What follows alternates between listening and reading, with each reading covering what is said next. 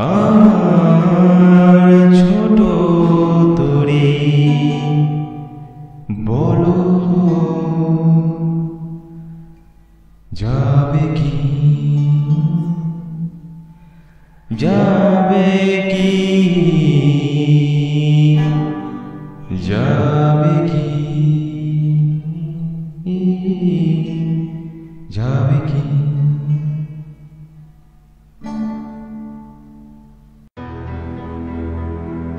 নমস্কার, আমি সৌমেন আর আপনারা শুনছেন গল্পের জন্য। আজকের গল্প জ্যাকুল অন্তুর ফরচুন নেভার লাইস। জ্যাকুল অন্তু ব্যক্তিগত জীবনে আইনের মতন রসকসীন বিষয়ে পড়াশোনা করার কারণে মানসিক মুক্তির উপায় হিসাবে বেছে নিয়েছিলেন কল্পনার জগৎকে। 2015 সালে ফেসবুকে ফ্যান্টাসি সিরিজ ডক্টর গ্রিফিনও নিয়ে লেখালেখিতে আগমন। তারপর লিখেছেন বেশ কিছু ফ্যান্টাসি, সাইকো ও হরর গল্প। প্রতি বছর অমর 21 বইমেলায় বিভিন্ন গল্প সংকলনে তার লেখা গল্প স্থান পায়। গল্পটি আমরা নিয়েছি চিনে পটকা নামে একটি ফেসবুক গ্রুপ থেকে। যদি ভালো গল্প শুনতে চান তাহলে ফেসবুক গ্রুপটি ঘুরে আসতে পারেন অবশ্যই। এবং গল্পটি দেওয়ার জন্য ও পোস্টার ডিজাইনিংয়ের জন্য পরাগ ভূঁইয়াকে আন্তরিক ধন্যবাদ। হ্যাঁ, আরেকটা কথা, Bengali audio story network, in short ban নামে একটি ফেসবুক পেজ তৈরি হয়েছে। ইন্টারনেটে বিভিন্ন জায়গায় হাতড়ানোর থেকে এই পেজ থেকে আপনারা অনেকগুলি বেঙ্গলি অডিও স্টোরি নেটওয়ার্কের ঠিকানা পেয়ে যাবেন। আমার আন্তরিক ভালোবাসা থাকলো 221B হ্যারিসন রোড ইউটিউব চ্যানেলের সুমিত এবং প্রত্যয়কে। ওদের সিজন 2 শুরু হলো আজকে রাত 9টায় গ্রাউন্ড ফ্লোর নামে একটি গল্পের মধ্যে দিয়ে। দুর্দান্ত করছে 221B হ্যারিসন রোড। আচ্ছা, একটা কথা বলুন তো, আপনারা ভাগ্যে বিশ্বাস করেন? আচ্ছা, যারা যারা করেন তারাও কমেন্টে জানাবেন, আর যারা করেন না তারাও কিন্তু জানাবেন।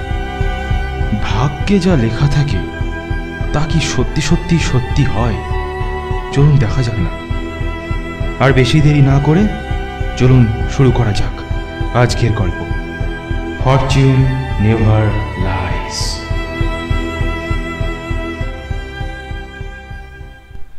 Smoking is injurious to health, it causes cancer. ধূমপান স্বাস্থ্যের পক্ষে ক্ষতিকর, এতে ক্যান্সার হয়। সমুদ্রে জোয়ার এসেছে, ফেনিল ঢেউয়ের তোড় এগিয়ে আসতে আসতে পায়ের পাতায় এসে ঠেকছে। কিছু সময় গেলেই আমাকে ছাড়িয়ে আরও অনেকটা দূর এগিয়ে যাবে। কোথায় যেন একদল তরুণ তরুণী গিটার বাজিয়ে গান গাইছে, হই হুল্লোড় করছে। ওদের সম্মিলিত গলার সুর সমুদ্রের ঢেউয়ের গর্জন ছাপিয়ে আমার কানে এসে পৌঁছচ্ছে। ঝিরি ঝিরি বাতাসে মনটা জুড়িয়ে যাওয়ার কথা, কিন্তু তার জন্য একটা শর্ত প্রযোজ্য, মনটা ভালো থাকা চাই।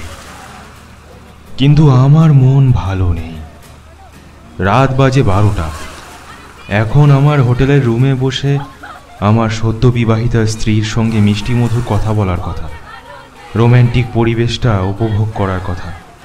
আর আমি কিনা এই অন্ধকার রাতে স্ত্রীকে হোটেলে রেখে একা একটা সৈকতের একটা প্রায় নির্জন অংশে দাঁড়িয়ে সমুদ্রের ঢেউ গুনছি। আবছা অন্ধকারে সমুদ্রের সাদাটে ঢেউ গুনেই চলেছি, হাতে জ্বলন্ত সিগারেটটা সঙ্গী। প্রতি টানে ফুসফুস আর্তনাদ করে উঠছে। মাথার শিরা উপশিরা একটা অস্বাভাবিক আনন্দ দিচ্ছে, তবে কোথাও তৃপ্তির বড় অভাব, স্বস্তির অভাব। এমনিতে সিগারেট খাই না আমি, খুব টেনশনে পড়লেও না। আজ শুধু সিগারেট না, সস্তা মদ পর্যন্ত গিলছি। কারণ একটাই, আজ রুবির কিছু কথায় মনে মনে প্রচণ্ড বিরক্ত হয়েছি। রাগের মাথায় যা পেরেছি বলেছি ওকে। আমার আত্মসম্মানে আঘাত দিয়েছে মেয়েটা। নিতান্ত মজা করার ছলে চোখে আঙুল দিয়ে দেখিয়ে দিয়েছে যে আমি মধ্যবিত্ত। প্রথম দিকে কথার ধরন মজার মনে হলেও পরক্ষণেই বুঝেছি আমার অতি কষ্টে জোগাড় করা চাকরিকে অবহেলা করছে ও। তাই রাগে বেরিয়ে এসেছি হোটেলের রুম থেকে। আমার আগেই বোঝা উচিত ছিল হানিমুন বা মধুচন্দ্রিমা আমার মতো মানুষদের জন্য নয়। জমানো কিছু টাকা নিয়ে এরকম বেহুদা খরচ করাই আমার ঠিক হয়নি। যে মানুষটাকে নিয়ে সারাটা জীবন পাড়ি দেব বলে ঠিক করেছিলাম, শুরুতেই তার এমন আচরণ আমাকে ভেতরে ভেতরে কুড়ে কুড়ে খাচ্ছে। বড়দের আশীর্বাদ ছাড়া প্রেম করে বিয়ে করলে যে সংসার সুখের হয় না। চাহিদার যোগানের গরমিল হয় এ কথা শুনেছি, কিন্তু বিশ্বাস হয়নি। মনে হয়েছে যাকে মন দিয়েছি তার কি হবে। তাকেও তো কথা দিয়েছি যে বাকি পথটা একসাথে চলব। অথচ সেই মানুষটাই কিনা অকপটে বলে দিল আমার মতো ফকিরকে বিয়ে করে ওর জীবনটা নষ্ট হয়ে গেছে। খুব ভীতু মানুষ না হলে বোধহয় সাময়িক এই রাগ দুঃখ আমার সমুদ্রে ডুবে আত্মহত্যার কারণ হয়ে দাঁড়াতো। সাহসে কুলোতে না পারায় ও পথে যেতে হয়নি। তাই এখনো ঠাই দাঁড়িয়ে আছি এক প্যাকেট সিগারেট হাতে। একটার পর একটা সিগারেট আমি টানার আগেই বাতাসে ফুরিয়ে যাচ্ছে যেন। বাতাসের বেগ বেড়েছে, তাই সিগারেট জ্বালাতে সমস্যা হচ্ছে। বাতাসের উল্টো দিকে ঘুরে অনেক কষ্টে আগুন ধরাতে হচ্ছে। একটা ধরালে অবশ্য তার শেষাংশ দিয়ে আরেকটা ধরানো যায়। দেশলাইয়ের মতন বাতাসে নিভে যায় না ফিল্টার, কিন্তু বারবার ভুল হচ্ছে। আমি পুরো সিগারেট শেষ করে ফিল্টার ছুঁড়ে মারছি আমার দিকে আগত ঢেউয়ের দিকে। মরিচ বাতির মতো দপ করে নিভে যাওয়া ফিল্টারের দৃশ্য একটা অন্যরকম মজা দিচ্ছে আমায়। হঠাৎ মাথায় একটা অদ্ভুত খেয়াল এলো। আমার মতো আনাড়ি ধূমপায়ীর মাথায় যেমন খেয়াল আসে আর কি। মদ আর সিগারেটের সম্মিলিত নেশায় মনে হলো অনেক সিগারেট তো খেলাম, দেহে অ্যালকোহল আর নিকোটিন প্রায় সমানে সমানে লড়ছে। এখন বাকি সিগারেটগুলো একসাথে জ্বালিয়ে একটা লম্বা টান দিয়ে সমুদ্রে ছুঁড়ে দিলে কেমন হয়? একবারের বেশি টান দেব না। মাথাটা ধরেছে। প্যাকেট হাতে থাকলে মস্তিষ্কে নিকোটিনের কৃত্রিম চাহিদাটা জাগার দিয়ে উঠবে। তাই এই পাগলের মতন কারবার। যারা প্রকৃত সিগারেট খোর তারা শুনলে খেপে যাবেন নিশ্চয়ই। আধা প্যাকেট সিগারেট শুধু শুধু জ্বালিয়ে সমুদ্রে ভাসিয়ে দেওয়া এ তো ঘোরতর অন্যায়। আমার অত শত ভাবলে চলবে না। তাছাড়া কেউ দেখছেও না, এদিকটাই কেউ আসেনি। যারা গান গাইছিল তারা কিছুক্ষণ আগে উঠে চলে গেছে। হইচইয়ের কোনো শব্দও আর পাচ্ছি না। সৈকতে আমার মতন একা আর কেউ আছে কি না জানি না। আমার কষ্টটা পৃথিবীর এই দীর্ঘতম সমুদ্র সৈকতের চাইতেই বড় মনে হচ্ছে। কি করলে শান্তি পাবো বুঝতেই পারছি না। ছোটবেলা থেকেই আত্মসম্মান বোধ প্রবল আমার। সেখানে একটু আঘাত দিলেও আমি সহ্য করতে পারি না, একদম না। একটা একটা করে সিগারেট ধরাতে সময় লাগলো। সব ধরানো শেষ হলে একসাথে ধরের বোকার মতো একটা শেষ টান দিলাম। প্রায় 10টা সিগারেটের নিকোটিন এসে এক ধাক্কা মারল আমার ফুসফুসে। হৃৎপিণ্ড লাফাতে শুরু করে দিল। ফুসফুস চরম ক্লান্তিতে বাতাস টানতে ভুলে গেল। মাতাল দেহে হঠাৎ এত বিষ নেওয়া ঠিক হয়নি আমার। মাথাটা চক্কর দিয়ে উঠতেই আর টাল সামলাতে পারলাম না। দাঁড়িয়ে থাকা গেল না। ধপ করে পেছনের দিকে পড়ে গেলাম। মাথার পেছনে প্রচণ্ড আঘাত পেলাম। বালি না থাকলে মাথা ফেটে যেত নিশ্চিত। উঠতে যাচ্ছি, কিন্তু ব্যথায় আড়ষ্ট হয়ে গেছে শরীর। একদিকে নিকোটিনের বিষ, অন্যদিকে মাথায় আঘাত মুহূর্তেই পুরো পরিবেশটাকে অসহায় করে তুলেছে। সমুদ্রের ঢেউ আমাকে সম্পূর্ণভাবে ভিজিয়ে দিচ্ছে।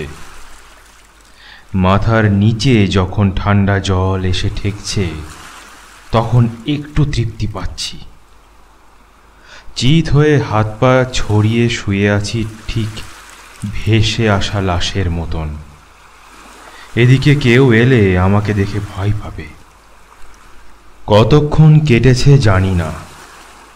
যখন ব্যথা কমে গিয়ে শরীরটা একটু হালকা হয়েছে তখন মনে হলো কেউ আমার ডান পা ধরে টেনে সমুদ্রের দিকে নিয়ে যাচ্ছে।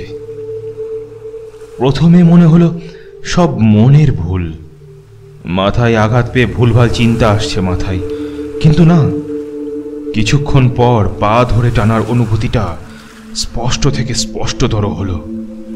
সমুদ্রের কোনো ভয়ঙ্কর প্রাণী ভেসে ভেসে তীরে চলে এলো না তো আবার? আমাকে শিকার ভেবে টেনে নিয়ে যাচ্ছে না তো? নেশার ঘোরে এর চেয়ে ভিন্ন কিছু মাথায় আসছে না। আমি চোখ খুলে মাথা তুলে চাইলেই দেখতে পাবো কে টানছে আমার পা, কিন্তু সেই সাহস হচ্ছে না। মাথাটাও ভারী হয়ে আছে, তার উপরে একটা ক্ষীণ ভয়ের চাদর ধীরে ধীরে আচ্ছাদিত করে ফেলছে আমার দেহ মনকে। এত রাতে তাহলে কে আমাকে সমুদ্রে টানছে? রাতে পুলিশ টহল দেয় সৈকতে। আমাকে শুয়ে থাকতে দেখে পরীক্ষা করে দেখছে না তো যে আমি বেঁচে আছি না মরে গেছি? না, কারো আসার আওয়াজ তো পাইনি। গভীর রাতে সমুদ্র জীবিত হয়ে ওঠে শুনেছি। আমাকে একা পেয়ে গ্রাস করতে এলো না তো আবার? কি আবোল তাবোল ভাবছি আমি। অনেক কষ্টে চোখ খুললাম। তারপর ইচ্ছা শক্তি খাটিয়ে উঠে বসে দেখি আমার ধারণা ভুল। আমার পায়ের কাছে কেউ নেই, তবে হ্যাঁ, একটা কালো মতো বস্তু পড়ে আছে পায়ের ওপরেই। ঢেউয়ের ওপর দুলে সেটা একবার পায়ের ওপর এসে পড়ছে, আবার ঢেউ ফিরে যাবার সময় পা থেকে সরে যাচ্ছে কিছু দূরে। সেটাই ঘোরের মধ্যে পা টানার অনুভূতি বলে মনে হয়েছে। বস্তুটা অন্ধকারে ভালো মতো দেখা যাচ্ছে না। সৈকতে বেড়াতে এসে কেউ ভুলে ফেলে গেছে হয়তো, অথবা সমুদ্র থেকেই ভেসে এসেছে। বস্তুটা কোলে তুলে নিতেই চাঁদের আলোয় যতটা বোঝা গেল তাতে নিশ্চিত হলাম ওটা একটা 4 কোণা বাক্স গোছের কিছু। ছোট একটা তালাও ঝুলছে বাক্সটা থেকে। বাক্সটার রং বোঝার উপায় নেই। মাঝারি গড়নের কাঠের বাক্স। কার না কার জিনিস এখানে ভেসে এসেছে সেটা নিয়ে আমার ভাবার দরকার দেখছি না, কিন্তু বাক্সে ঝুলতে থাকা তালা আমার কৌতূহলকে অহেতুক বাড়িয়ে দিয়েছে। মনে হচ্ছে কি থাকতে পারে এই তালাবন্ধ বাক্স? তালা মেরে এই সৈকতে এটাকে এনেছিলই বা কে? আশেপাশে দেখে নিলাম ভালো করে। জনমানবের কোনো চিহ্ন নেই। বাক্সের মালিক তাহলে বাক্সটা আরো অনেক আগেই হারিয়েছে। আর যদি সমুদ্র থেকেই এসে থাকে তবে কোনো জাহাজ বা নৌকা থেকে পড়ে গিয়ে এদিকে ভেসে এসেছে। তাহলে ভেতরের মূল্যবান বস্তু থাকার সম্ভাবনা একেবারে উড়িয়ে দেওয়া যাচ্ছে না। তড়িঘড়ি বাক্সটা নিয়ে অনেক কষ্টে উঠে দাঁড়ালাম। মাথা ঘোরাটা কমেছে, কিন্তু ব্যথা এখনো আছে। হোটেল থেকে ফেরার পথে সৈকতের কাছেই ছোট বড় পাথর পড়ে থাকতে দেখেছি। চেষ্টা করলে ওগুলো দিয়ে তালা ভাঙার চেষ্টা করা যাবে। হঠাৎ করেই মূল্যবান কিছু পাওয়ার লোভ আমাকে পাগল করে দিয়েছে। বাক্সের ভেতরে কি আছে দেখার জন্য মনটা উদ্গ্রীব হয়ে উঠেছে। আমি অন্য কিছু ভাবতে পারছি না। সারা রাত বাইরে থাকলে বিপদ হতে পারে। হোটেলে ফিরে যাওয়া উচিত, এই সাধারণ বোধটুকু হারিয়ে ফেলেছিলাম।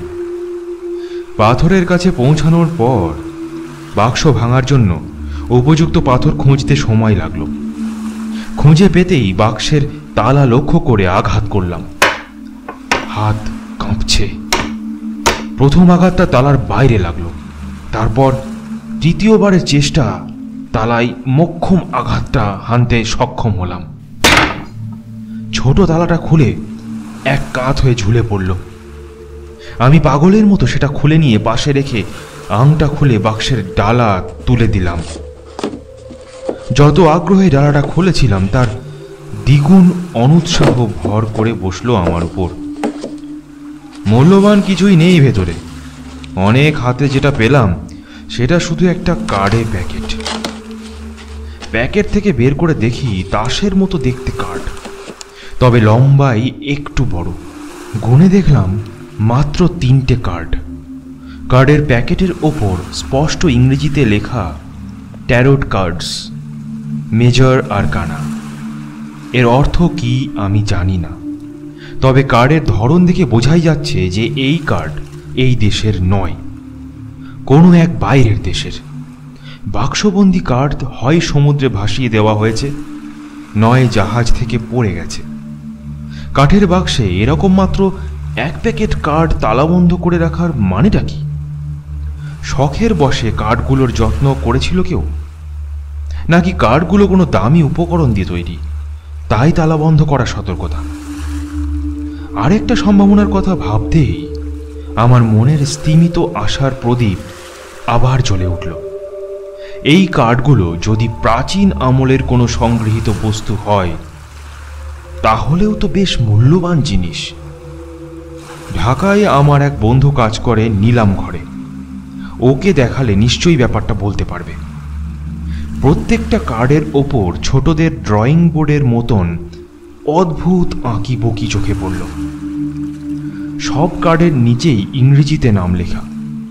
আমার হাতে প্রথম যে কার্ডটা এলো তার নিচের দিকে বাহারি অক্ষরে লেখা দ্য ফুল। নেশার ঘরে শব্দটা দেখে মনে হলো আমাকে তাচ্ছিল্য করে ঠিক কার্ডের ভেতরে থেকে কেউ ঝরঝরে বাংলায় বলছে, কার্ডগুলো শেষমেশ তোমার মতো বোকারামের কাছে এসে পৌঁছালো। আমি কার্ডটা উল্টে পাল্টে দেখতে লাগলাম। ওপরে আঁকা ছবিটার মানে বোঝা গেল না, শুধু মনে হলো একটা মানুষ আকাশের দিকে মুখ করে তাকিয়ে আছে। তার পায়ের কাছে একটা কুকুর না বেড়াল বসে আছে তা ঠিক বোঝা যাচ্ছে না। এক একটাতে এক এক রকমের আঁকি বকি আর নাম। একটা বিষয় মিল আছে সব কার্ডেই। কার্ডের এক পিঠে যেমন ছবি অঙ্কিত, তেমনি অপর পিঠে কিছু লেখা ছিল ইংরেজিতে। লেখাগুলো কালো মার্কার দিয়ে ইচ্ছাকৃতভাবে দাগানো হয়েছে। কার্ডগুলো যার কাছে ছিল সে চায়নি কার্ডের পিঠে লেখা কথাগুলো অন্য কেউ পড়ুক। একটা বিষয় আমাকে অবাক করে দিচ্ছে, সমুদ্রে ভেসে আসা কাঠের বাক্সের ভেতরে রাখা কার্ডের প্যাকেট এমন অক্ষত রইল কি করে? জলের একটা ফোঁটাও তো কার্ডের প্যাকেটে লাগেনি, অথচ বাক্স জলে ভিজে তার ওপর শ্যাওলার একটা পিচ্ছিল আবরণ তৈরি হয়েছে। হাত দিয়ে স্পর্শ করতেই টের পেয়েছি। কয়েকদিন গেলে বাক্সের কাঠ নরম হয়ে সমুদ্রের ঢেউয়ের চাপেই ভেঙে গুঁড়ো হয়ে যেত। তাছাড়া বাক্সের চারপাশে জল ঢোকার জন্য পর্যাপ্ত ফাঁক ফোকর আছে, কিন্তু বাক্সের ভেতরটা খটখটে শুকনো। এর কারণ কি? নাকি জলরোধক কিছু আছে এই কার্ডের প্যাকেটে? আমার নেশার ঘোরটা এর মধ্যেই কমে এসেছে অনেকটা। রাত বেড়েছে নিজ নিয়মে। এবার ঘরে ফেরা দরকার। রাগ পড়ে গেছে, চারদিক খাঁ খাঁ করছে। সবাই শান্তির ঘুম ঘুমোচ্ছে, আর আমি অজানা অচেনা বাক্সের কার্ড নিয়ে গবেষণা করতে বসে গেছি। নেশায় কি না হয়। কার্ডের প্যাকেট পকেটে পুরে বাক্সটার ভেতরটা আরও ভালোভাবে ঘাটাঘাটি করে অবশেষে হোটেলের দিকে এগোলাম। একটু কম দামি হোটেলে উঠেছি। সৈকতের কাছে হোটেলগুলোর ভাড়া একটু বেশি। বেশ খানিকটা পথ হাঁটতে হলো। হোটেলে ফেরার পথে একটা ব্যাপার ঘটল। শুনশান রাস্তায় আমার সঙ্গী শুধু রাস্তার দুপাশের লম্বা লম্বা বাতিগুলো। সেই বাতি পিছে ফেলে আমি ঢুকে পড়লাম আমাদের হোটেল যে গলিতে সেই গলিতে। আশেপাশে বেশ কয়েকটা হোটেল আছে। দিনের বেলা এই গলিতে মানুষ গিজগিজ করে, কিন্তু রাতে এই গলিটাই যেন অদ্ভুত গুমোট ভাব নিয়ে পড়ে আছে, যেন বহু বছর কেউ যাতায়াত করে না এই গলিতে। গলির শেষ মাথায় আমাদের হোটেল। আজকে রুবির সাথে ঝগড়া এই সামান্য বিষয়টা নিয়েই। হোটেল কেন সৈকত থেকে এত দূরে হবে? একটু টাকা খরচ করলেই তো সৈকতের কাছের হোটেলে থাকা যায়। রাতের ঘটনাগুলোর বেশিরভাগেরই ব্যাখ্যা থাকে না, ব্যাখ্যা দিতে নেই। নেশার ঘোরে ঘটনাটাকে মনের ভুল বলেই মনে হলো, তবু বাস্তবের মতো অনুভূত হলো পুরো দৃশ্যটা। হোটেল থেকে খানিকটা দূরে একটা কালো আলখাল্লা পড়া দাড়িওয়ালা বৃদ্ধকে দেখতে পেলাম। প্রথমে ভাবলাম ফকির টকির হবে হয়তো, পাগল হওয়াটাও অস্বাভাবিক নয়। কিন্তু যখন বৃদ্ধকে পার করে সামনে এগিয়ে যাব, তখন এক মারাত্মক ব্যাপার ঘটল, যা হৃদস্পন্দনের গতিকে দিল বাড়িয়ে। চোখের সামনে লোকটার দেহের মাংস মোমের মতো গলে খসে পড়ে যেতে লাগলো। কোনো হিংস্র প্রাণী যেন নির্মম আক্রোশে লোকটাকে খুবলে খুবলে খেয়ে ফেলছে।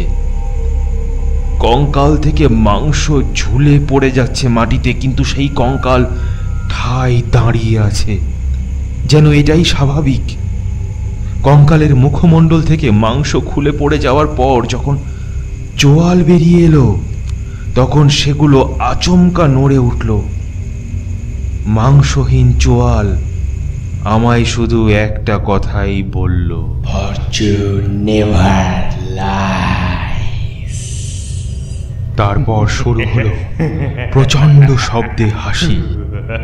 কি পৈশাচিক সেই হাসি, সেটা বলে বোঝানো সম্ভব নয়। এত কিছুর পরেও আমি সামনে এগোতে পারছি না। এই দৃশ্য দেখার পর যে কেউ মূর্ছা যাবে।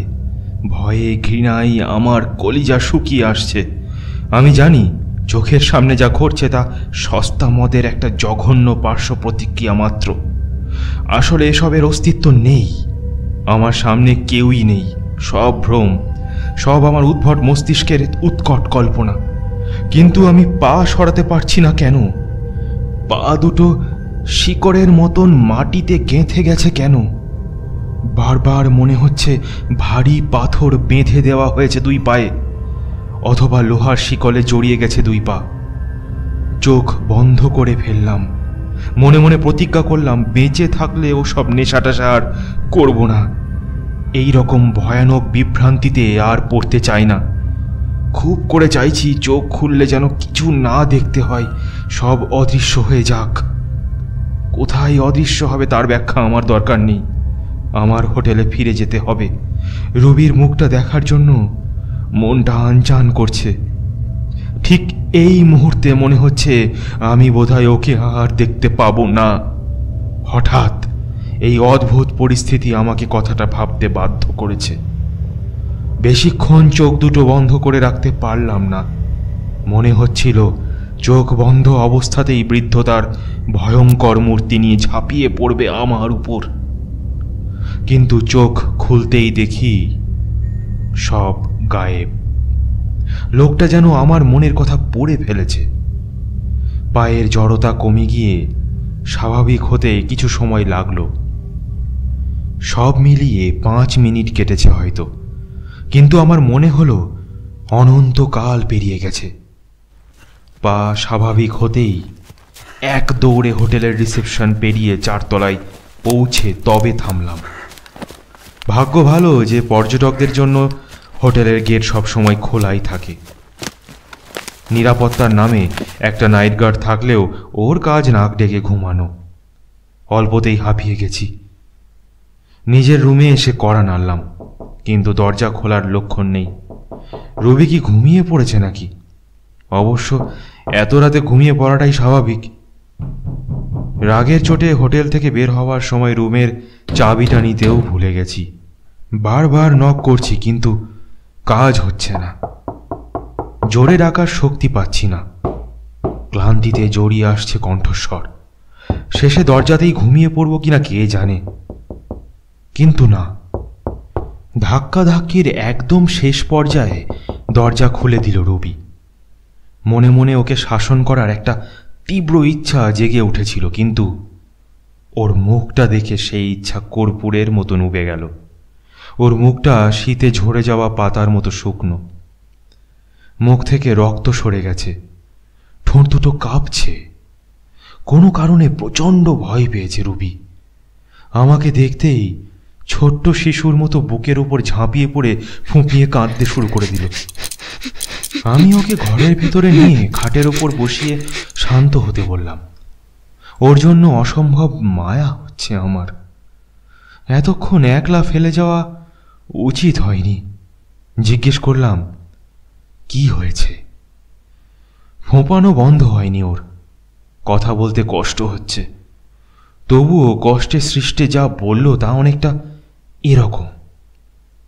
আমি রাগ করে বেরিয়ে যাবার পর ও আমার পিছু পিছু আসতে চেয়েছিল, কিন্তু অতিরিক্ত রাগে আমি রুমে দরজা এত জোরে টান দিয়ে এসেছিলাম যে কিছুক্ষণের জন্য সেটা আটকে গিয়েছিল, খোলা যাচ্ছিল না। তাই রুবি সাময়িকভাবে বন্দী হয়ে যায় রুমে, বের হতে পারে না। তাই সে ঘরে মন খারাপ করে অনেকক্ষণ বসেছিল। হঠাৎ ইলেকট্রিসিটি চলে যাওয়ায় মারাত্মক ভয় পায় সে। দরজা বন্ধ, ঘরে ইলেকট্রিসিটির বিকল্প কোনো ব্যবস্থা নেই, এমনকি মোমবাতি পর্যন্ত নেই। এমন অবস্থায় একা একা যে কেউ ভয় পাবে। কিন্তু সেই ভয় আরো বেড়েছে আরেকটা ঘটনায়।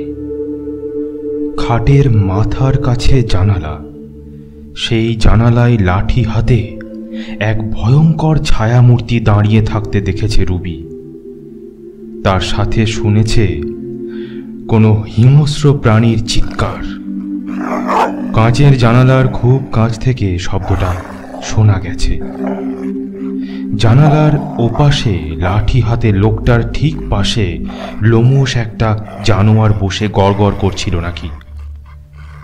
যে কোনো মুহূর্তে তারা দুটি প্রাণী যেন রুমে ঢুকে পড়বে জানলা ভেঙে। সব দেখে রুবি নাকি সহ্য করতে না পেরে ভয়ে অজ্ঞান হয়ে পড়েছিল মেঝেতে। আমার দরজার কড়া নাড়ার শব্দ শুনে ওর জ্ঞান ফিরেছে। এসব হচ্ছেটা কি? কিছুক্ষণ আগে আমার সাথে যা ঘটে গেল তার সাথে এই ঘটনার কোনো যোগ আছে কি? আমাদের রুম 4 তলায়। এমনও তো হতে পারে যে 3 তলার জানালার কার্নিশে কেউ এসে দাঁড়িয়েছিল, চোর ছেঁচোর গোছের কেউ। এ পর্যন্ত না হয় মেনে নিলাম। এ ব্যাপারে সকালে হোটেলের ম্যানেজারের সাথে কথাও বলবো, দরকার হলে হোটেল ছেড়ে অন্য হোটেলে উঠব। কিন্তু রবি যে প্রাণীর গর্জন শুনেছে সেটা কিভাবে সম্ভব? বিড়াল হতে পারে, কিন্তু বিড়ালের গড়গড় শব্দে ভয়ের কি আছে? আমি নরম গলায় বললাম, তুমি ভুল দেখেছ রুবি। আমার কথায় রুবি কান্নার শব্দ আরো বেড়ে গেল। ভেজা কণ্ঠেই বলল, আমি সব নিজের চোখে দেখেছি। যে জন্তুটার শব্দ শুনেছি সেটা আর যাই হোক বেড়াল নয়, অন্য কিছু। তুমি প্লিজ আমার কথাটা বিশ্বাস করো। আমি তোমার কথা বিশ্বাস করি রুবি। তুমি ঘুমানোর চেষ্টা করো, সকাল হলেই সব ঠিক হয়ে যাবে। কাল সকাল সকাল তোমায় নিয়ে হিমছড়ি ঘুরতে যাব, দেখবে মন ভালো হয়ে গেছে। রবি বাধ্য মেয়ের মতন শুয়ে পড়ল। ও সত্যি খুব ভয় পেয়েছে। ওর চোখে মুখে ভয়ের ছাপ স্পষ্ট। এর মধ্যে আমার সমুদ্র থেকে ভেসে আসা বাক্স ভেঙে কাঠ পাওয়ার ঘটনা বা রাস্তায় বুড়ো লোকটার সাথে ঘটা বিভৎস দৃশ্যের কোনোটাই ওকে বলার সাহস বা উৎসাহ পেলাম না। চেপে গেলাম। ওর ভয়কে আরো বাড়িয়ে দেবার কোনো মানেই হয় না। 10 মিনিটের মাথায় বাচ্চাদের মতো গুটিসুটি মেরে ঘুমিয়ে পড়ল রুবি। আমার কিন্তু রাতে ঠিক মতো ঘুম হলো না। কেন জানি মনের অস্থিরতা কমছে না। একই দিনে স্বামী স্ত্রী দুজনে দুটো বিষয় নিয়ে ভুল দেখব, ব্যাপারটা সম্পূর্ণ কাকতালীয় হতে পারে, কিংবা কিংবা কি, সেটার উত্তর আমার নিজের মস্তিষ্কেও নেই।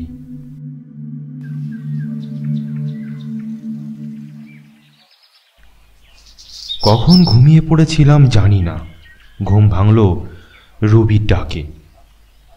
ও ঘুম থেকে উঠে রেডি হয়ে বসে আছে। আমাকে নাকি আধা ঘন্টা ধরে ডাকছে। আমি মরার মতো ঘুমিয়েছি ভোরের পর থেকে। তাতে নেশার ঘোর মোটামুটি কেটে গেছে।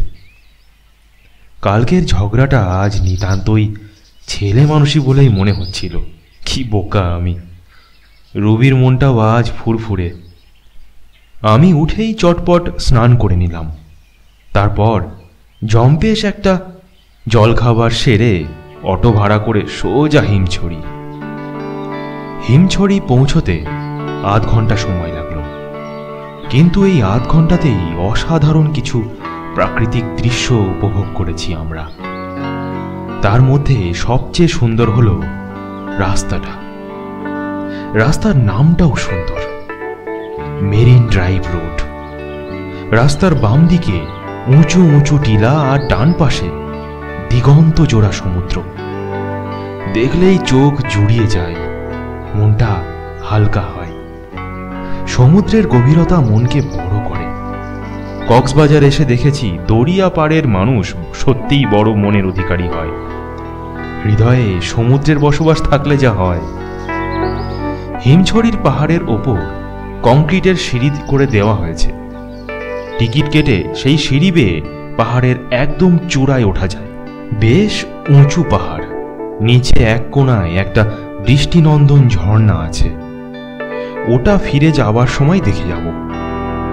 সিঁড়ি ভেঙে ওপরে উঠতে গিয়ে বেশ কয়েকবার থামতে হলো। প্রথম কারণ দম নেওয়ার জন্য, আর দ্বিতীয় কারণ রুবির উচ্চতা ভীতি। শুধুমাত্র আমি পাশে আছি দেখেই ও ভরসা পেয়ে পাহাড়ের ওপর থেকে সমুদ্রকে দেখতে কেমন লাগে সেটা দেখতে যাচ্ছে। থেমে থেমে পাহাড়ের একদম চূড়ায় পৌঁছাতে 15 মিনিটের মতো সময় লাগলো। ওপরে পৌঁছে মনে হলো এই অহেতুক পরিশ্রম বিফলে যায়নি। সত্যি পাহাড় থেকে সমুদ্র দেখার মতন অপার্থিব দৃশ্য বোধহয় খুব কমই আছে। সূর্যের আলোয় চারদিক চকচক করছে।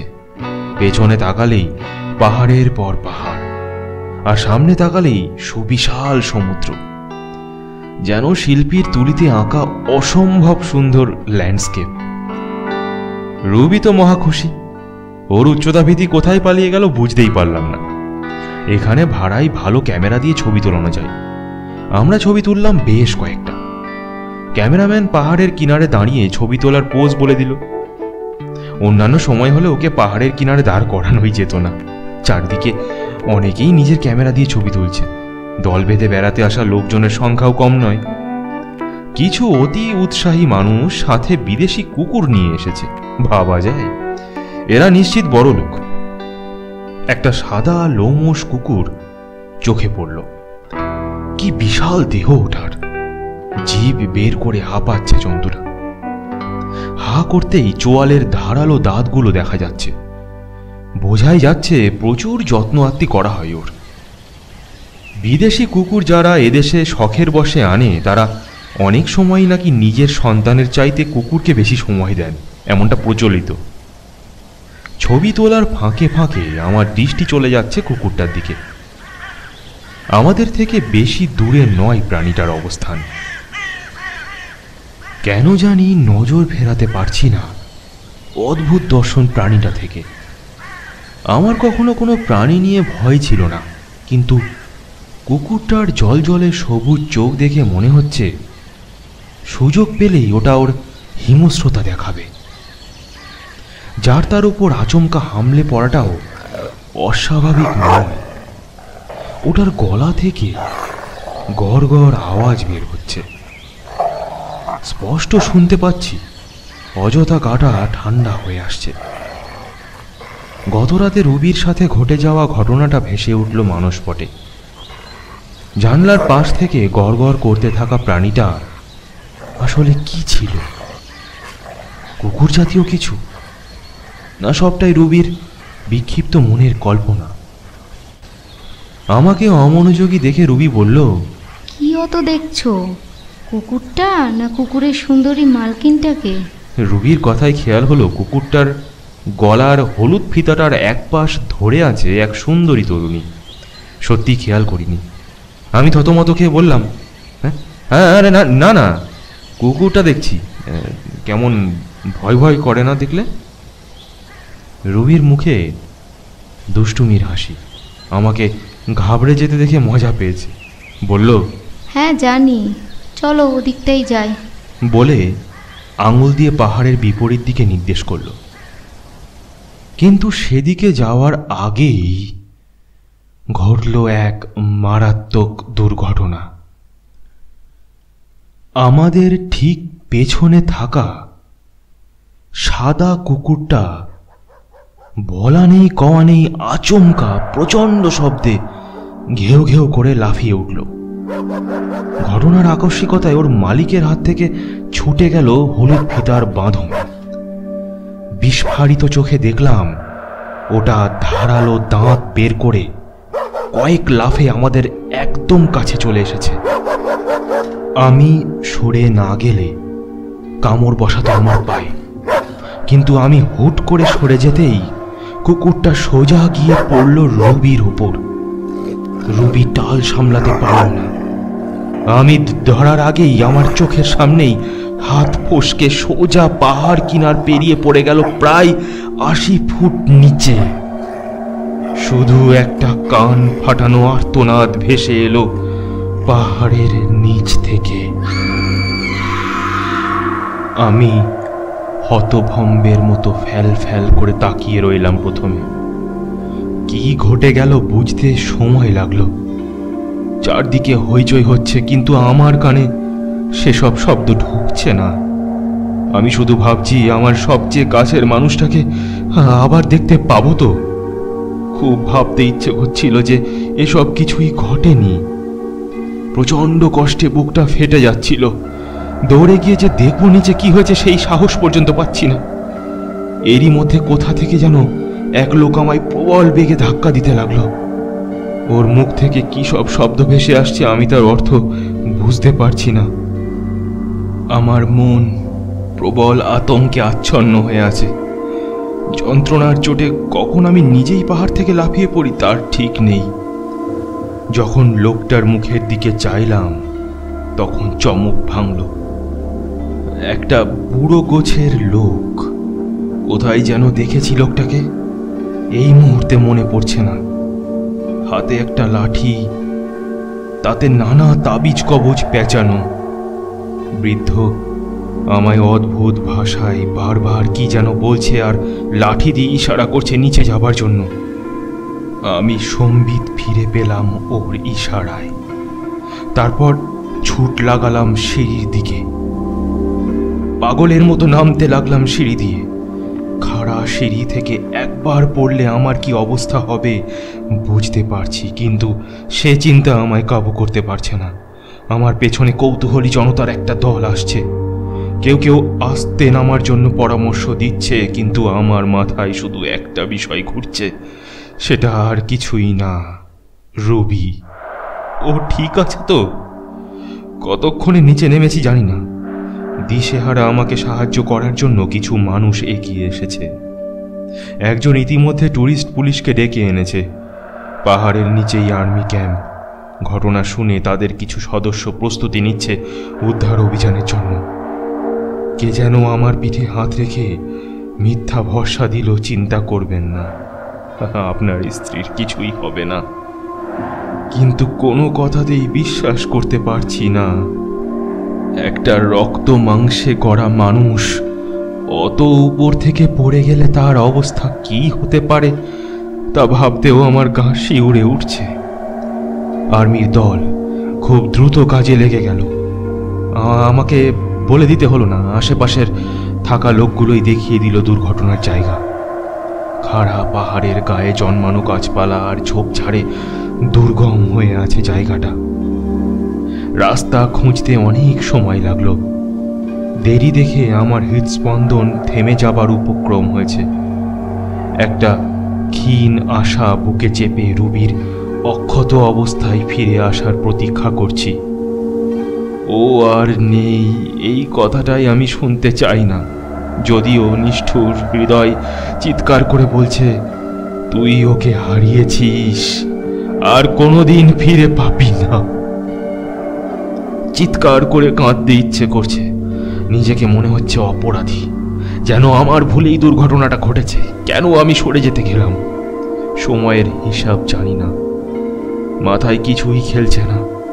হইচইয়ের শব্দে চটকা ভাঙল। কারা জানি জোরে জোরে বলছে, বেঁচে আছে কিন্তু প্রচুর রক্তক্ষরণ হয়েছে, এখনই হাসপাতালে নিতে হবে। এই একটা বাক্য আমার সমস্ত চেতনাকে জাগিয়ে তুলল। রবি তাহলে বেঁচে আছে। তড়িঘড়ি ছুটলাম ভিড়ের দিকে, কিন্তু কে জানি পেছন থেকে আমার হাত টেনে ধরল। আমাকে রবির কাছে যেতে দিতে চাইছে না। এবারও পেছনে তাকিয়ে দেখি লাঠি হাতে সেই বৃদ্ধ দাঁড়িয়ে, এক হাত দিয়ে শক্তভাবে আমার হাত চেপে ধরে আছে, মুখে কুৎসিত হাসি, ঘাড়টা না করার ভঙ্গিতে দুপাশে নাড়াচ্ছে। আমার দেহের শক্তি যেন শূন্যে নেমে গেছে। বৃদ্ধের হাত থেকে নিজের হাত ছাড়াতে পারছি না। রাগে আমার শরীর কাঁপছে। আমি রুবির মুখটা একবার দেখতে চাই, আর ওই বুড়ো কিনা আমায় যেতে দেবে না। কিন্তু অনেক চেষ্টা করেও আমি সামনে এগোতে পারলাম না। আর্তনাদ করার ইচ্ছা হচ্ছিল, কিন্তু গলা থেকে একটাও শব্দ বের হলো না। এই ভিড়ের মধ্যে গোল হয়ে ঘিরে সবাই রুবিকে দেখছে, আর আমি কিনা এখনো ওকে দেখতে পাচ্ছি না। ওকে হাসপাতালে নেবার জন্য আর্মিদের অ্যাম্বুলেন্স এসে পড়েছে। এখন হয়তো ওকে অ্যাম্বুলেন্সে তোলা হবে, কিন্তু আমাকে কেউ ডাকছে না কেন? আমি যাব না রবির সাথে? আমাকে আটকে রাখা লোকটার গায়ের জোর অস্বাভাবিক বেশি। অন্য কেউ কি দেখছে না আমার ছটপটানি? অসহায় আমি নিষ্ফল আক্রোশে হাত পা ছুটছি। অ্যাম্বুলেন্সের সাইরেন বেজে উঠেছে, এক্ষুনি রওনা দেওয়া উচিত। আমি চিৎকার করে বলে উঠলাম, আমাকে একটিবার রবির মুখটা দেখতে দিন। কেউ শুনল না আমার কথা। পেছনে তাকিয়ে দেখি বুড়োটাও কেন জানি আমার হাত ছেড়ে ভিড়ের মধ্যে অদৃশ্য হয়ে গেছে। শুধু ভিড় ঠেলে একজন আর্মি অফিসার এসে বলল, ভিকটিমের অবস্থা বেশি ভালো না, প্রচুর ব্লিডিং হয়েছে, আর বডিতে আপনি সহ্য করতে পারবেন না। আপনাকে বরং আমাদের গাড়িতে করে অ্যাম্বুলেন্সের সাথে হাসপাতালে পৌঁছে দিচ্ছি। আমার বুকটা ধড়াস করে উঠল। চোখের জলের যে ধারা এতক্ষণ চোখের বাইরে এসেও আসেনি, তার বাঁধ মানল না। ফোয়ারার জলের মতো ছিটকে বের হলো। নিজেকে আর সামলাতে পারছি না। আমার সাথেই কেন এমন হলো? অ্যাম্বুলেন্সের সাইরেনের শব্দ বেড়ে গেল, সাথে গাড়ির ইঞ্জিনের শব্দ পেলাম। চার চাকার একটা বাহন আমার জীবনে অপরিহার্য একজনকে নিয়ে চলে যাচ্ছে, যাকে আমি প্রচণ্ড ভালোবাসি। ক্ষণিকের ব্যবধানে ওর সাথে আমার যে দূরত্ব তৈরি হয়েছে তা ঘুচবে তো?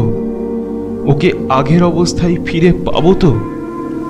অ্যাম্বুলেন্স অনেকটা দূরে চলে গিয়েছে। আমাদের গাড়ি ছাড়তে দেরি হলো। এই চরম মুহূর্তে টায়ার পাল্টাতে হচ্ছে। বিপদ ডেকে এনেছে আর এক বিপদকে। কোনো মানে হয়? ভিড় কমে গেছে, সবাই যার যার কাজে ফিরে গেছে। আমার খেয়াল হলো যে বুড়োটা ভিড়ের মধ্যে আমাকে নিয়ে টানা হেঁচড়া করছিল, তার টিকিটিও আর দেখা যাচ্ছে না। পুরোটা সময় জুড়ে বুড়োটার আচার আচরণে কেমন অস্বাভাবিক ভাব ছিল। এই চরম বিপদেও আমি ওর কথা ভাবছি কেন? মুখাবয়ব পরিচিত মানুষের মতন। ঠিক এই কথাটা ভাবার সময় মনে পড়ল আমি বুড়োটাকে কোথায় দেখেছি।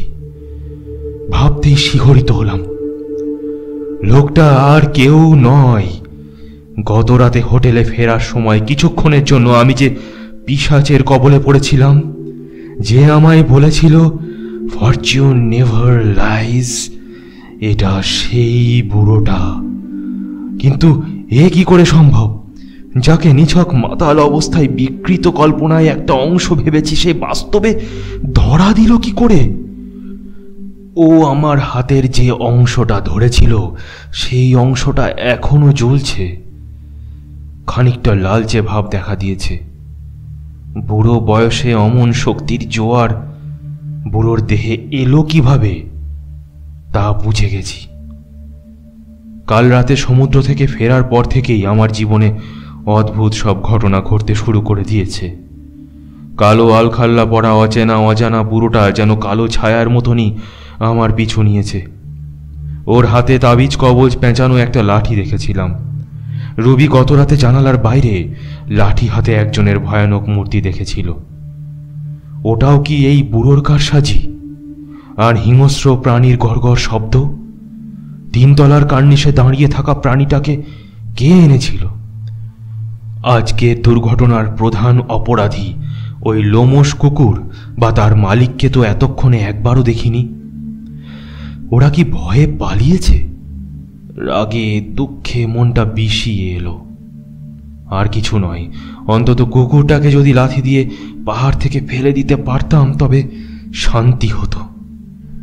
প্রাণীটা অবলা হতে পারে, কিন্তু ও আজ আমার যে ক্ষতি করেছে ওটাকে মাফ করার কোনো ইচ্ছাই আমার নেই, কোনো দিনও না। কিন্তু সত্যিই কি কুকুরটার অস্তিত্ব আছে? বুড়োটার মতন ওটাও তো অস্তিত্বহীন একটা জানোয়ার হতে পারে। হয়তো হয়তো বুড়োটাই লেলিয়ে দিয়েছে কুকুরটাকে। কিন্তু আমার ক্ষতি করে কি লাভ ওর? আমি তো চিনিই না ওকে। ওর আগে কোনোদিনও দেখিনি পর্যন্ত। ওর সাথে কোনো রকম শত্রুতা থাকার বিন্দুমাত্র সম্ভাবনা নেই আমার। বুড়োটা ইংরেজিতে বলেছিল, ভাগ্য কখনো মিথ্যা বলে না। এই কথা দিয়ে কি বোঝাতে চেয়েছে আমাকে? আমার ভাগ্য সম্পর্কে কি জানে ওই শয়তানটা? নাকি আমার ভাগ্যকে দুর্ভাগ্যে পাল্টে দেবার জন্যই পাঠানো হয়েছে ওকে? আচ্ছা, আমি কি প্রবল শোকে বিকারগ্রস্ত হয়ে পড়ছি? এলোমেলো হয়ে যাওয়া যুক্তি আমাকে ভ্রান্তির দিকে নিয়ে যাচ্ছে। আচ্ছন্ন হৃদয় মনে মনেই প্রলাপ বকে যাচ্ছে। কি সব আজগুবি ভাবনা ভাবছি আমি। অনেকগুলো প্রশ্ন, কিন্তু তার উত্তর নেই আমার কাছে। উত্তর হিসেবে যা ধরা দিতে চাইছে তা স্বাভাবিক নয়। না, এমনিতেই চাপ নিতে পারি না আমি। ছোটখাটো বিপদে দিশেহারা হয়ে যায়। মাথার শিরা ও উপশিরাগুলো দপদপ করছে। এরকম চলতে থাকলে হৃৎপিণ্ডের রক্তক্ষরণ মস্তিষ্কের রক্তক্ষরণে রূপ নিতে বেশি দেরি করবে না। আমাদের গাড়ি চলতে শুরু করে দিয়েছে কখন যেন। গাড়ির বেগ কম নয়, কিন্তু দুশ্চিন্তার আবেশে শারীরিক অনুভূতিগুলো সব ভোঁতা হয়ে গেছে দেখে টের পাইনি।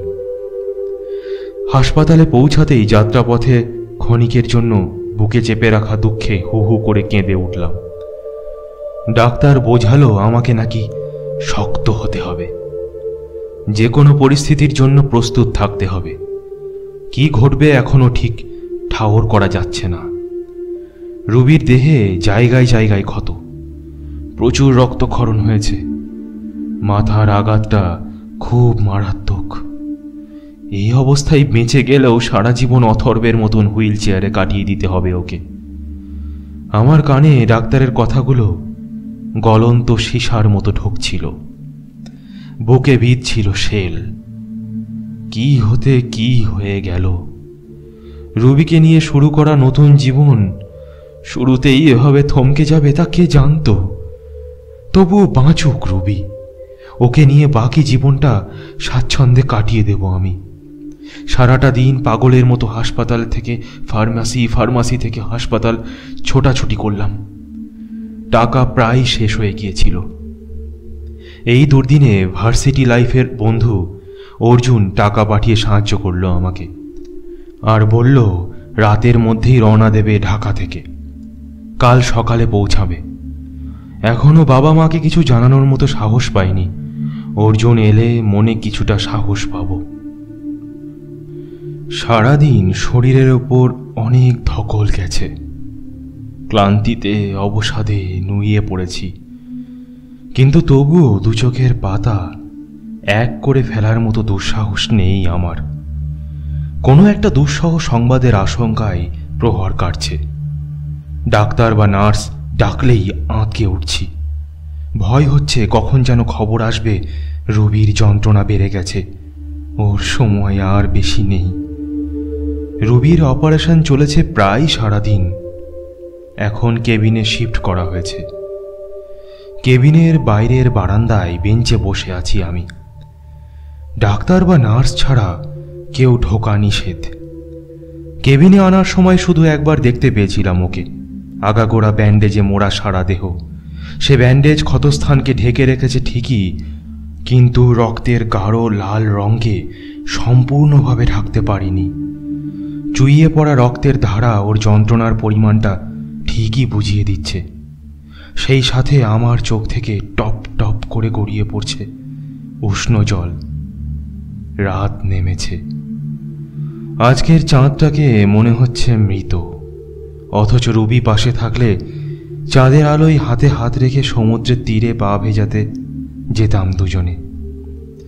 পায়ের তলায় সমুদ্রের ঠান্ডা ঢেউ এসে লাগতো, পা ভিজত জলে আর শরীর মন ভিজে যেত জ্যোৎস্নার প্লাবনে। আর এই অসময়ে এসব ভাবাটাই আসলে অন্যায়। কখন যে চোখ দুটো লেগে এসেছিল জানি না। তন্দ্রা ভাঙল একটা মৃদু অথচ তীক্ষ্ণ শব্দে। ঠিক শব্দ নয়, বাক্য।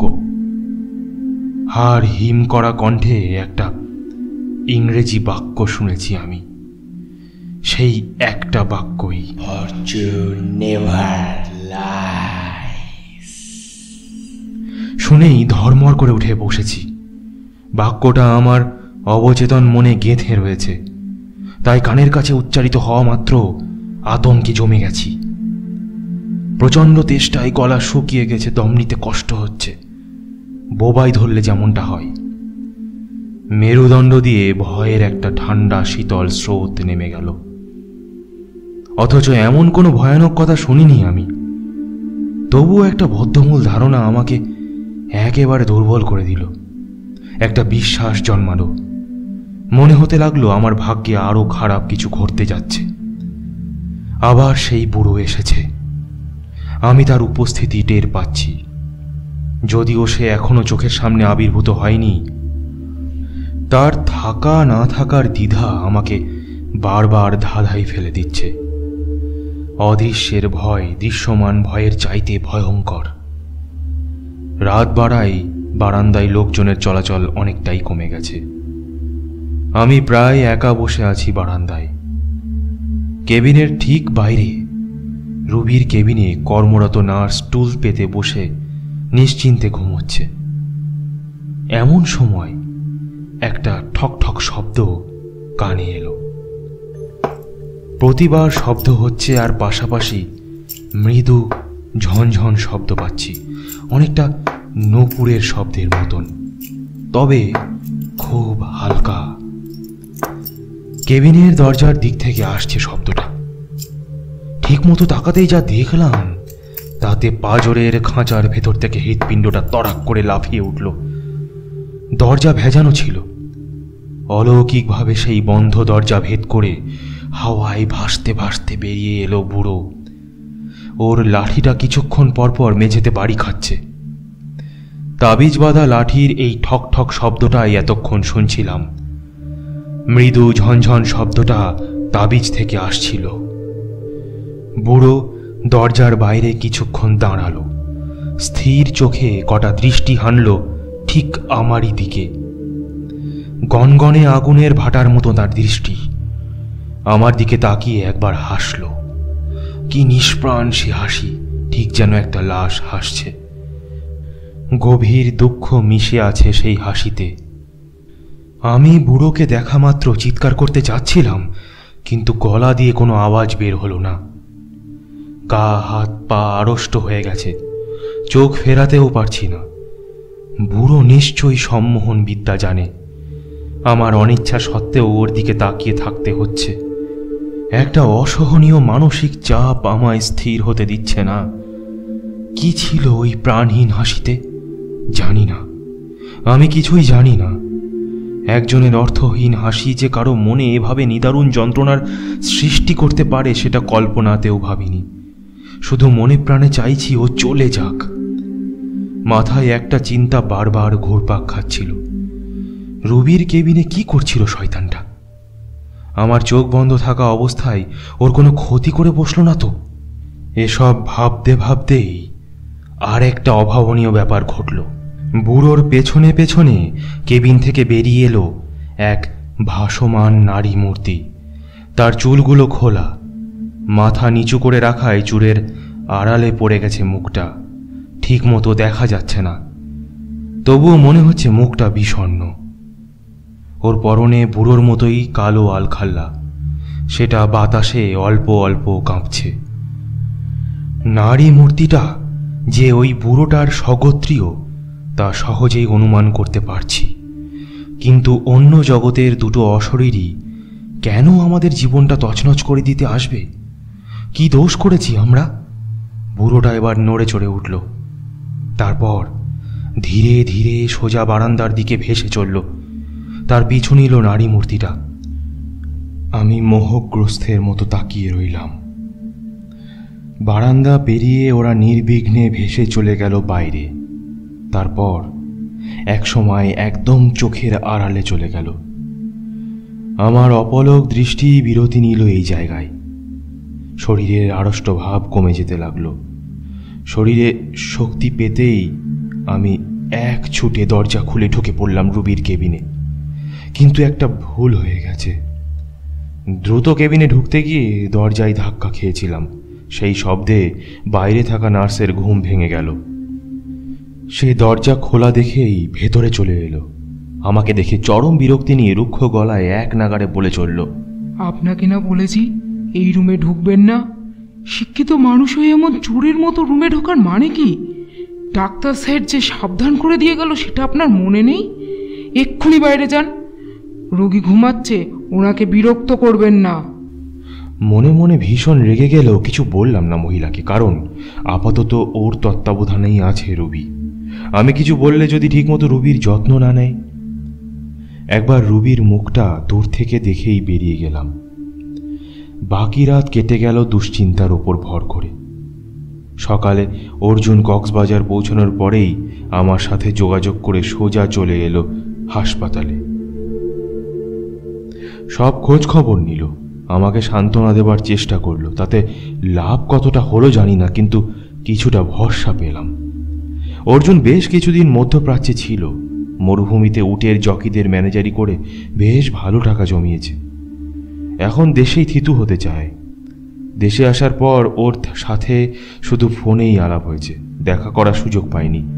আজ দেখা হলো এমন একটা অসময় যখন পুরনো বন্ধুর সাথে প্রাণ খুলে আলাপ করার মতো অবস্থা আমার নেই। অর্জুন আসার পর ঠিক সন্ধ্যায় সেই ভয়ানক দুঃসংবাদটা এলো। রুবির ডাক্তার আমার পিঠে হাত রেখে মাথা নিচু করে মৃদুস্বরে বললেন, আমরা আপনার স্ত্রীকে বাঁচাতে পারিনি। We are sorry. ডাক্তারের কথা শুনে আমি বোকার মতো দাঁড়িয়ে রইলাম কিছুক্ষণ। তারপর ধপ করে বসে পড়লাম মেঝেতে। শোকে পাথর হয়ে গেলে বাকি মানুষ কাঁদতে ভুলে যায়, অথচ কাঁদলে বুক হালকা হয়। প্রচণ্ড কষ্টের মুহূর্তে কাঁদতে না পারার যন্ত্রণার কাছে মনে হয় সব যন্ত্রণাই ফিকে। বুকের ওপর কেউ যেন ভারী পাথর বসিয়ে দিয়েছে, শ্বাস আটকে গেছে, ফুসফুস হাহাকার করছে একটু অক্সিজেনের জন্য। অর্জুন আমায় ধরে বসিয়ে দিল বেঞ্চে। সব হারিয়ে ফেলেছি আমি। ভালোবাসার মানুষটাকে এত তাড়াতাড়ি হারিয়ে ফেলবো কখনো ভাবিনি। এখন কি করব কিছুই মাথায় ঢুকছে না। বাড়ি ফিরে যাব কোন মুখে? সবাইকে কি জবাব দেব? অর্জুন না থাকলে হয়তো হাসপাতালেই পাগলের মতন পড়ে থাকতাম, কিন্তু ও প্রকৃত বন্ধুর মতো আমার পাশে দাঁড়ালো। রুবির লাশ বাড়িতে নেওয়ার জন্য ট্রাক ভাড়া করলো। হাসপাতালের সব ফর্মালিটি নিজেই সামলালো। সব কাজ সারতে সারতে রাত হলো। কিন্তু যত রাতই হোক আমাদের আজই ফিরে যেতে হবে নিজের শহরে। রুবির ক্ষতবিক্ষত লাশে বরফ আর মেডিসিন দেওয়া হয়েছে, যেন নিয়ে যেতে যেতে পচে না যায়। এখন আর কবর দেওয়ার আগে ছাড়া ওকে দেখতে পারবো না। ওটাই হবে শেষ দেখা। ভাবতেই কষ্টে বুকটা ফেটে চৌচির হয়ে যাচ্ছে। কাল সকালে যাকে সাথে করে ঘুরে বেরিয়েছি, আজ তার অস্তিত্ব কত সহজে বিলীন হয়ে গেছে। প্রিয় মানুষের সাথে দূরত্ব তৈরির কাজে মৃত্যুর চেয়ে সহজ পন্থা কি আর দ্বিতীয়টা আছে? অর্জুন আমাকে হোটেলে ফিরিয়ে নিয়ে এসেছে, রেস্ট নিতে বলেছে। আমি একটা ঘোরের মধ্যে আছি, তাই ও যা বলছে মেনে নিচ্ছি। ও আনুষঙ্গিক কাজের জন্য আমাকে একা রেখেই বের হয়েছিল। বাড়িতে শুধু জানিয়ে দিয়েছি আজ ফিরব। মা প্রশ্ন করেছিল, সেদিন না গেলি? আর কটা দিন থেকে আয়, বৌমাকে নিয়ে ঘুরে ফিরে বেড়া। এত ব্যস্ত হচ্ছিস কেন? আমি মায়ের প্রশ্নের উত্তর দিতে পারিনি, শুধু বলেছি এসে বলবো। কিন্তু অর্জুন এসে জানালো আজ আর যাওয়া হচ্ছে না, ঝড়ের সম্ভাবনা আছে। ট্রাক ড্রাইভার রাতের বেলা রিস্ক নিতে চাচ্ছে না। তাছাড়া ট্রাকের হেল্পার নাকি লাশের কাঠের বাক্সের ওপর একটা খোলা চুলে একজন মেয়েকে দেখতে পেয়েছে। মেয়েটা কিছুক্ষণ বসে থেকে হেল্পারের চোখের সামনেই নাকি অদৃশ্য হয়ে যায় অন্ধকারে। এই ঘটনায় সে ভয় পেয়েছে। ভয় পাওয়াটা স্বাভাবিক বলেই ধরে নিতাম, যদি ড্রাইভারের কাছে ওর নেশা ভাঙ করার অভ্যাসের ব্যাপারটা না জানতাম। গাঁজাখোর হেল্পার নেশায় পড়ে কি দেখতে কি দেখেছে কে জানে। তবুও সে ড্রাইভারের সাথে যাবে না। যত সব উজবুকের দল। ড্রাইভার জানালো হেল্পার ছাড়া যেতে ওর সমস্যা নেই, কিন্তু ঝড়ে নাকি গাছপালা ভেঙে পড়ার সম্ভাবনা আছে রাস্তার উপর। মাঝপথে আটকে পড়লে ডাকাতের হাতে পড়তে হবে।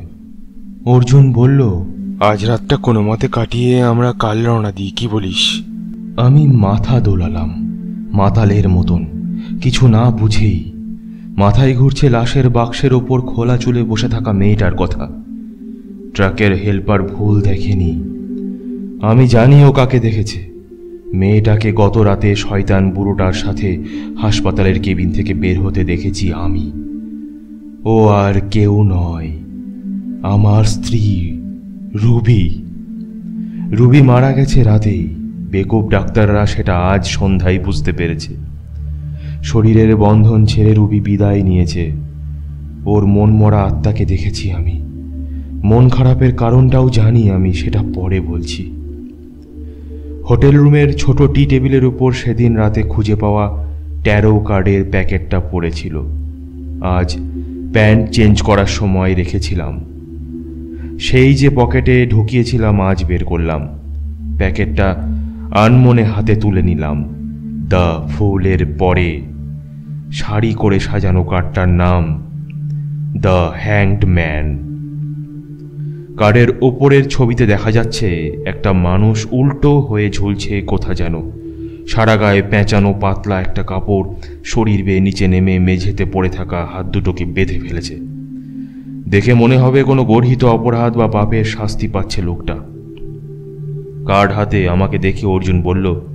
আমি বললাম, তেমন কিছু না।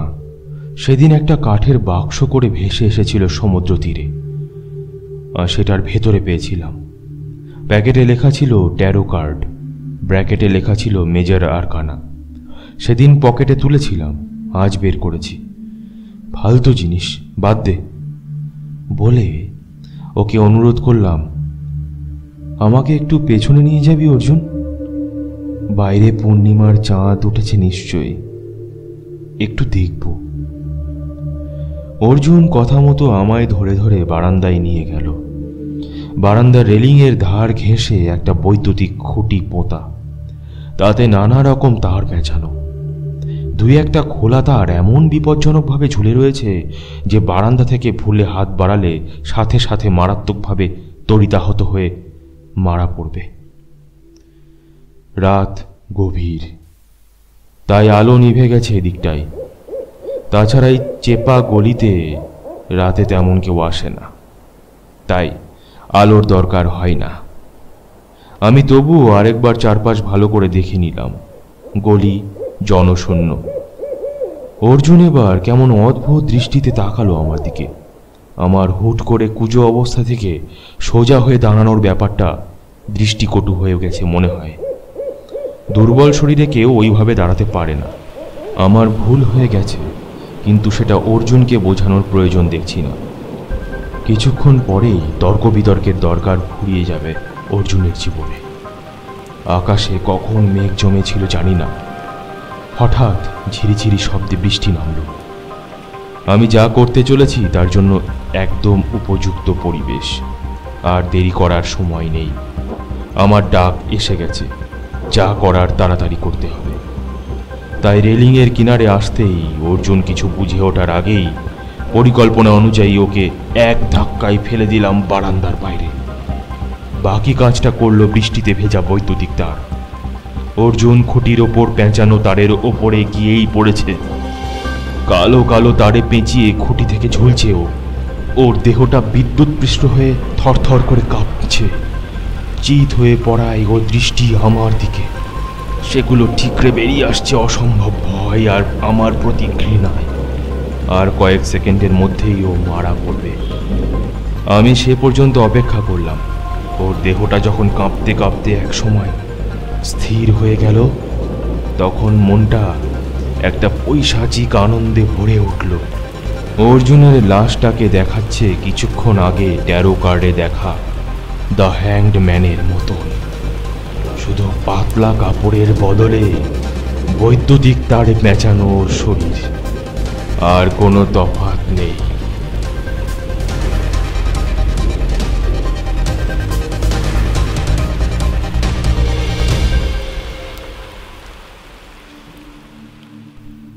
এখন আমি চলে যাব সমুদ্রের তীরে। আমাকে ওখানে যেতে নির্দেশ দেওয়া হয়েছে। হাতে থাকবে 3টে কার্ডের শেষ কার্ডটা। আগের কার্ড দুটো ইতিমধ্যেই অদৃশ্য হয়ে গেছে। আমাকে কে নির্দেশ দিয়েছে তা আন্দাজ করতে আপনাদের অসুবিধা হবে নিশ্চয়ই। আমি বলে দিচ্ছি, সেই শয়তান বুড়োটা আমার জীবনে অমঙ্গল বয়ে আনায় যার হাত ছিল অথবা ছিল না, তাকে দোষ দেবার আগে আমি কেন ভাবছি না যে বাক্স ভেঙে কার্ডের প্যাকেটটা আমি নিজেই বের করেছিলাম। ব্যাপারটা খুলে বলার সময় এসে গেছে। অর্জুন যখন আমাকে হোটেলে একা রেখে কিছুক্ষণের জন্য বাইরে গিয়েছিল, তখন মনে মনে খুব প্রার্থনা করেছিলাম বুড়োটা যেন আর একটিবারের জন্য আমায় দেখা দেয়। মনের ভেতর ঝড় তুলতে থাকা প্রশ্নগুলোর জুৎসই ব্যাখ্যা খুঁজে পেতে চাই আমি। আমার প্রার্থনা ফলেছে সাথে সাথেই। বুড়ো দেখা দিয়েছে, আর আমার মনে জমতে থাকা প্রশ্নের উত্তর দিয়েছে তার নিজের জীবনে ঘটে যাওয়া মর্মান্তিক কাহিনী বর্ণনা করে। বুড়োর নিজের ভাষায় বলতে গেলে পুরোটা দাঁড়ায় অনেকটা এরকম।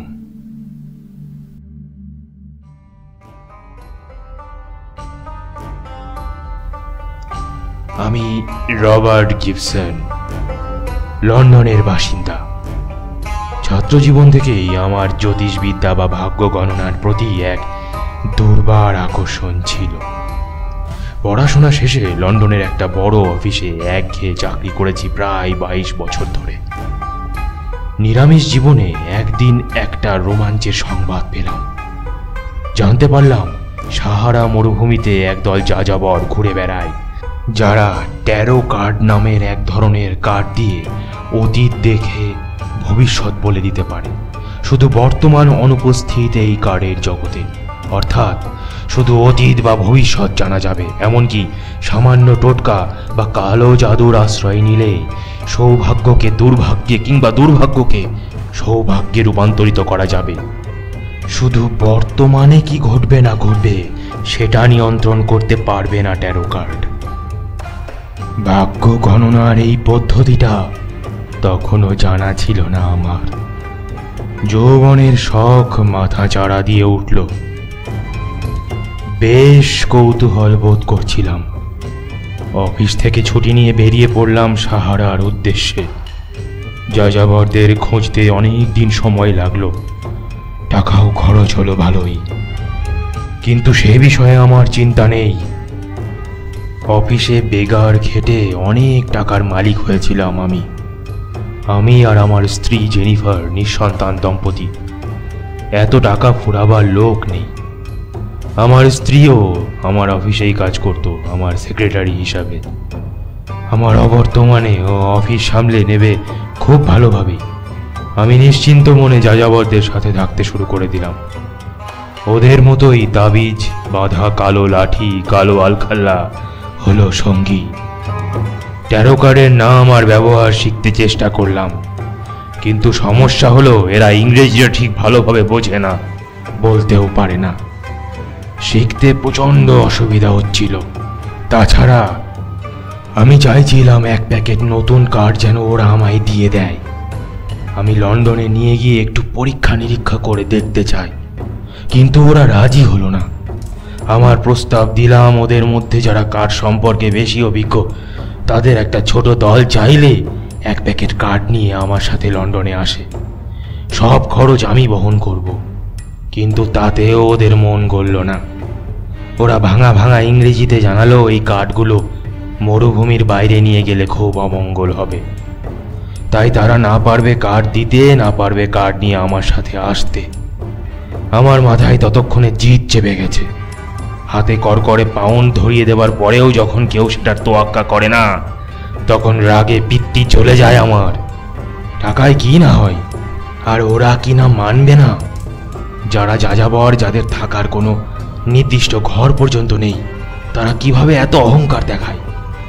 শেষে যেদিন ফিরে আসতে যাব সেদিন ঠিক করলাম একটা কার্ডের প্যাকেট চুরি করে পালাবো এখান থেকে। ওদের রাতের খাওয়া দাওয়ার এক ফাঁকে ঢুকে পড়লাম ভাগ্য গণনার তাঁবুতে। সেখান থেকে একটা কার্ডের প্যাকেট পকেটে পুরে উটের পিঠে চড়ে আমি লোকালয়ে ফিরলাম। জকিকে মোটা টাকা বকশিস দিলাম, কিন্তু বিদায় জানানোর সময় ও আমায় সাবধান করে দিয়ে বলল, অনেক বড় ভুল করলেন সাহেব। এই যাযাবরের দল খুব খারাপ, এদের শত্রুদের পরিণতি খুব ভয়ানক হয়। আমি ওর কথায় পাত্তা না দিয়ে ফিরে এলাম লন্ডনে, কিন্তু এসেই একটা ভয়ানক দুঃসংবাদের মুখোমুখি হলাম। আমাদের অফিস ছিল রিকার্ডো টাওয়ারের 14 তলায়। সেখানে শর্ট সার্কিট হয়ে আগুন ধরে গিয়েছিল। অফিসের অনেক সদস্য আহত হয়েছে, মাত্র একজন মারা গিয়েছে। সে আর কেউ নয়, আমার স্ত্রী জেনিফার। প্রবল শোকে পাথর হয়ে গেলাম। শোকাতুর হৃদয় আমার দোষী সাব্যস্ত করতে লাগলো এই ঘটনার জন্য। জেনিফারের শেষকৃত্য থেকে ফিরে কার্ডের প্যাকেটটা খুললাম। খুলেই ভয়ে বিস্ময়ে হতবাক হয়ে গেলাম। এও কি সম্ভব? প্যাকেটে 5টার মতন কার্ড আছে। তার মধ্যে প্রথম কার্ডের নাম দ্য টাওয়ার। কার্ডের ওপরের ছবিতে স্পষ্ট দেখা যাচ্ছে একটা উঁচু টাওয়ারের মাথায় আগুন ধরে গেছে, ঠিক যেমন আগুন ধরেছিল রিকার্ডো টাওয়ারের আনলাকি 13th ফ্লোরে। ভয়ে কেঁপে উঠলাম। হাত থেকে মেঝেতে পড়ে গেল সব কার্ড। মেঝে থেকে তোলার সময় কিন্তু দ্য টাওয়ারের ঠিক পরের কার্ডটার দিকে চোখ গেল। আতঙ্কে হিম হয়ে গেলাম দ্বিতীয় কার্ডটায় লেখা একটি শব্দ দেখে। সেখানে লাল কালিতে লেখা শব্দটা ডেথ। বাকি 3টে কার্ড আর উল্টে দেখার সাহস পেলাম না। দ্রুত কার্ড 3টে প্যাকেটে পুরে একটা কাঠের বাক্সে ভরে চলে গেলাম সমুদ্রের তীরে। সব দুর্ভাগ্য আনায়নকারী কার্ড যেন আমার আর কোনো কাছের আত্মীয় বা বন্ধু বান্ধবের ক্ষতি করতে না পারে, কারণ আমি ইতিমধ্যে বুঝে গেছি যে জেনিফারের মৃত্যু দ্য টাওয়ার কার্ডের লুকানো অভিশাপের কারণে হয়েছে। আর আমার ভুল না হলে ডেথ কার্ডটা আর কারণ নয়, আমার মৃত্যুর ফরমান নিয়ে এসেছে। কারণ কার্ড সমেত বাক্স সাগরে ভাসিয়ে দিতে গিয়ে কখন ভাটার টানে আমি অনেকটা গভীরে চলে গিয়েছি বুঝতেই পারিনি। যখন চেতনা জাগ্রত হলো তখন আর ফেরার উপায় নেই। বাক্স নিয়ে ভাসতে ভাসতে একসময় পাথরের মতন টুপ করে ডুবে গেলাম জলের গভীরে। শেষ হলো রবার্ট গিবসনের জীবনের অধ্যায়। গিবসন থামল। বলাই বাহুল্য গিবসনের ভাসিয়ে দেওয়া সেই 3টে কার্ডের বাক্স আমার কাছে এসে পৌঁছেছে। সাহারা মরুভূমিতে থাকা একদল যাযাবর, যাদের আমি কোনোদিন দেখিনি, তাদের অভিশাপ বয়ে বেড়াতে হয়েছে আমাকে। গিবসনের পাপের শাস্তির ফল ভোগ করছি নিছক কৌতূহলের বশে বাক্সটা খুলতে গিয়ে। কৌতূহল ভালো, কিন্তু এমন অনর্থক কৌতূহল ভালো নয়। The full, the hanged man, এই দুটো কার্ড এক এক করে আমার জীবনকে শেষ করে দিয়েছে। বাকি আছে একটি কার্ড, যার নাম জাজমেন্ট। প্যাকেটের প্রথম কার্ড দ্য ফুলের ওপরে আঁকা ছবিতে প্রথম দিন স্পষ্ট করে কিছু দেখতে পাইনি, কিন্তু আজ কার্ডের ওপরের আঁকা ছবিটা মাথার ভেতরে বেশ স্বচ্ছভাবেই দেখা দিচ্ছে। দেখেছি একটা লোক পাহাড়ের কিনারে দাঁড়িয়ে আছে। সে যে কোনো মুহূর্তে নিচে লাফিয়ে পড়বে। তার পায়ের কাছেই একটা সাদা লোমশ কুকুর দাঁত বের করে দুপা সামনে তুলে দাঁড়িয়ে আছে। হিমছড়িতে রুবির সাথে যে ঘটনা ঘটেছে ঠিক তারই একটা খসড়া যেন কেউ যত্ন করে এঁকেছে কার্ডের ওপর। তবে ঘটনাটা পরিপূর্ণতা পেয়েছিল একজনের বিশ্বাসঘাতকতায়। সেই একজন আর কেউ নয়, স্বয়ং আমি। সেদিন ইচ্ছা করলে রুবিকে হিমছড়ির পাহাড় থেকে পড়ে যাওয়া থেকে সহজেই বাঁচাতে পারতাম আমি, কিন্তু তার আগ মুহূর্তে যে অদৃশ্য কণ্ঠস্বর আমায় গোপনে নির্দেশ দিচ্ছিল তার কথার ফাঁদে পড়ে গিয়েছিলাম। ঘোর লাগা আওয়াজে সে কণ্ঠস্বর ফিসফিস করে আমার কানে কানে বলছিল, তোর স্ত্রী যে তোকে কাল রাতে অপমান করেছে সেটা এত সহজে ভুলে গেলি? এই তো সুযোগ, ডান পাটা একটু বাড়িয়ে সামনে এগিয়ে যা। বাকি যা করার কুকুরটা করবে। তোর বেয়াদব স্ত্রী নিশ্চিহ্ন হয়ে যাবে পাহাড়ের পাদদেশে। জলদি, কেউ বুঝে ফেলার আগেই সব শেষ করে দে। প্রায় 1 মিনিটের 100 ভাগের 1 ভাগ সময়ের মধ্যে সেই কণ্ঠস্বর আমাকে তার গোলাম বানিয়ে নিয়েছিল। ওর কথাই ছিল আমার জন্য হুকুম। তাই নিজের ভালোবাসার মানুষটাকে মেরে ফেলার মতো জঘন্য কাজ করার সময় আমার বুক এতটুকু কাঁপেনি। মুহূর্তেই চরম নির্মমতার পরিচয় দিয়েছি আমি। তারপর ঘোর কেটে যেতেই আফসোসে বিতৃষ্ণায় ভরে গেছে মন। আত্মগ্লানিতে ভুগেছি অনেক। আমার চিন্তা দখল করে একটা বিভৎস সত্তা আমার আপনজনকেই হত্যা করিয়েছে। শুধু একজনকে তো নয়, আমার দুর্দিনে এসে পাশে দাঁড়ানো বন্ধুটাকেও আমি রেহাই দিইনি। সব ওই চরম দুর্ভাগ্যের প্রতীক 13 কার্ডগুলোর জন্যই। এখন আমার হাতে একটা কার্ডই বাকি আছে, জাজমেন্ট বা বিচারের কার্ড। কার্ডের ওপরে আঁকা ছবির অর্থ বের করতে গিয়ে বারবার শিহরিত হয়েছি। একটা বিশাল আকৃতির পাখি সদৃশ কোনো প্রাণী আসবে আমার জোড়া খুনের বিচার করতে, তারপর খুবলে খেয়ে নেবে আমার দেহের মাংস। কার্ডে পিঠে আঁকা ছবিতে এমন ইঙ্গিতই দেওয়া হয়েছে, তারপর হয়তো কোনো একদিন অন্য একটা অজানা অচেনা জগতে আমি গিয়ে মিলিত হব আমার প্রিয়তমা রবির সাথে।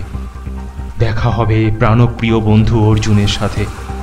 গিবসন ও তার সহধর্মিণী জেনিফার থাকবে হয়তো। দুর্ভাগ্যের কবলে পড়া মানুষগুলো তাদের দলে আমায় টানবে তো? খুব জানতে ইচ্ছে করে।